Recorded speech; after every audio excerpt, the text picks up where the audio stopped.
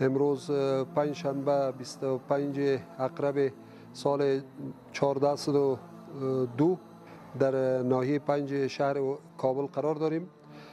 به تعداد 80 بسته مواد خوراکه برای مستحقین و بیوه ها و ایتام که مد نظر گرفته شده، انشالله دقایق بعد توضیح خواهد شد. از این که زمستان سرد کابل و افغانستان در حال آغازیدن است، امیدوار هستم تمام هموطنان عزیز ما چی در داخل و بیرون به این توجه بکنن و نهاد خیریه احساس به نسبتی که پل میان اغنیا و فقرا هست در خدمت قرار داره. در تمام نقاط افغانستان ان شاء الله به مستحق ترین افراد ما توزیع خواهد داشتیم. امیدوار هستم که زمستان که پیش روی هست و از پیش بینی هایی که صورت میگیره رقتبار خواهد بود، چون سیل مهاجرین هم روان است و حوادث طبیعی هم صورت گرفته در افغانستان که همه به او آگاه هستیم.